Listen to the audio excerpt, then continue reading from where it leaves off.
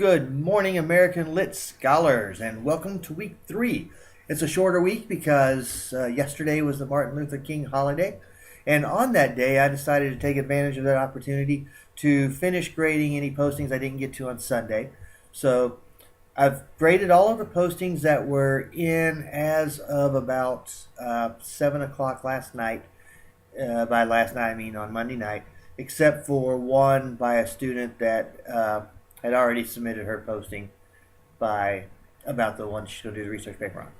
So I've given you my comments. Just bear in mind that my comments are designed to help you do better on the research paper. Some of you, I just said, excellent work, you're well on your way, and that was about it. For some of you, I had to give a few more comments, such as make sure you cite your quotes properly, or make sure you format your quotes properly. We didn't talk about poetry yet because ideally poetry was supposed to be this week's lesson with Ann Bradstreet and Phyllis Wheatley. But when you cite poetry, I always cite by the line numbers and not by the page numbers. So that's something to keep in mind if you're going to write about poetry on your research paper, and as you do your poetry on the postings as well. So any comments I gave you were designed to help you on the research paper. And some of you have written back already and thanked me for it, and I'm happy to hear that. If you're not happy with the comments, just bear in mind that they're supposed to be helpful. They're not supposed to be overly critical. I do believe that anybody who's already taken English 1101 and 1102 should, by this point, be able to write well. And if I saw that there were a lot of spelling errors and sentence fragments and things of that nature, then I mentioned it in the comments, because on the research paper, if you go ahead and look at the rubric, you'll see that 24 out of the 100 points is on whether you write with a whole bunch of surface errors or not. So try to clean that up if you have to. Also, another comment is do not ever use the word you or your or yourself in any kind of a posting or in the research paper. I count off very heavily for that. The only exception to the rule is if the word you appears in a direct quote. In that case, it's perfectly fine. And so, for example, anybody writing about Ralph Waldo Emerson probably saw you quite a bit in that piece. It's okay if you're quoting Ralph Waldo Emerson directly to use you. But you should not say something like, well, when you read The Telltale Heart, it should become clear to you that our narrator is crazy because you should just see the signs or something like that. All of those will get counted off points. So don't use you in postings. All right, so here's the plan. Most of you I'd like to see go back to week 2. Now, there are several of you that are going to write your research papers on either Roger Williams or Cotton Mather. So now you go on to week 3, which is Ann Bradstreet and Phyllis Wheatley. There are a couple of students that have gone back to week 3 and have completely skipped week 2. I don't want to create extra work for you, so go ahead and just follow that plan for today. And next week, instead of doing week 4, go back to week 2. So I do want to see everybody get caught back up on week 2. By the way, I forgot to mention this, but there are a few students, not many. Most of you actually posted on what you want to do your research paper on. In fact, the vast majority of you did. There's only a few exceptions that didn't. Anybody that did not post a posting this past weekend got zeros on both of the week 2 postings. So that's what happens when you don't do any work. You were supposed to do something, preferably about the research paper. So go back to week 2 if you haven't done anything else yet. If you're on week 3, go ahead and finish week 3 and then do week 2 next week.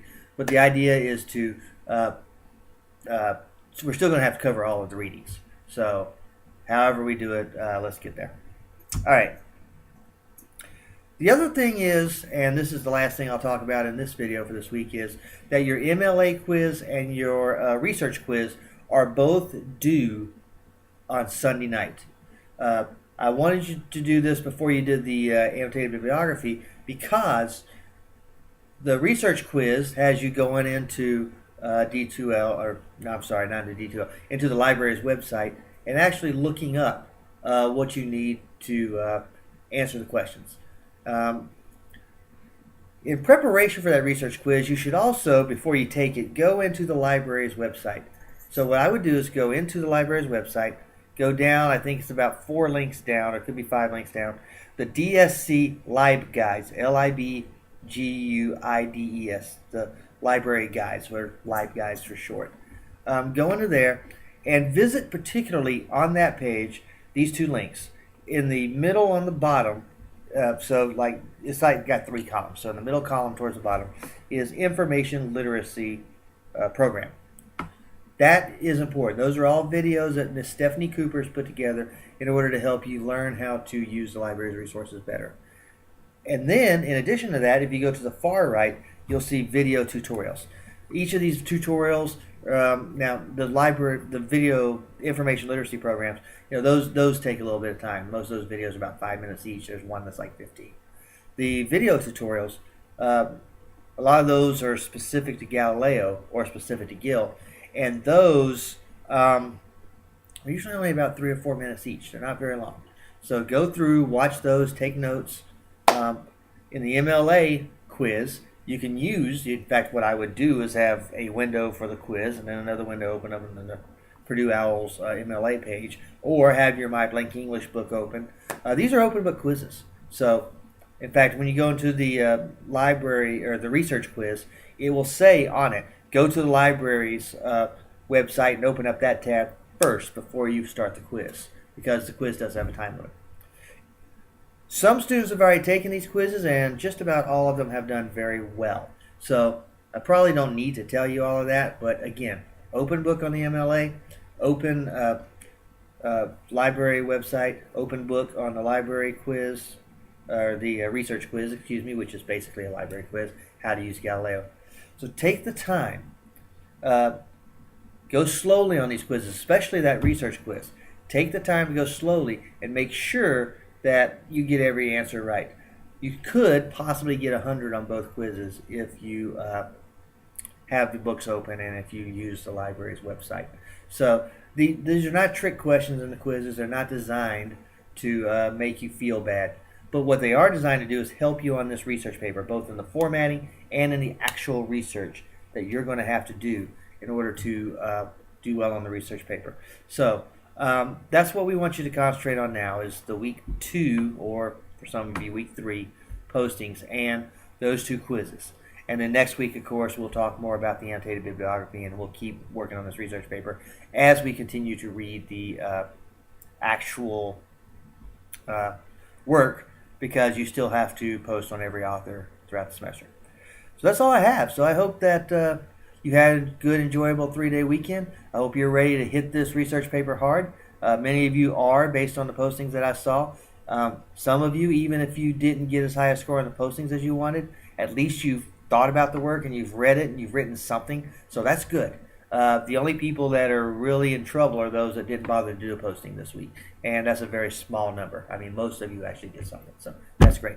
And so happy reading on the week 2 or week 3. And good luck on those quizzes. I fully expect you won't need good luck if you do the open book and if you do the library website. And if you have any questions, feel free to email me, or feel free to come by my office, especially if you got a low score on your posting. Feel free to come by my office during my office hours, which are posted on the syllabus. And I'll be more than happy to talk to you and help you with whatever you need. Sometimes it's better to come see me in the office than it is to read my comments on the D2L. So if you're one of those type of people, come by, see me, pay me a visit, and we will work on those papers together. And have a good week.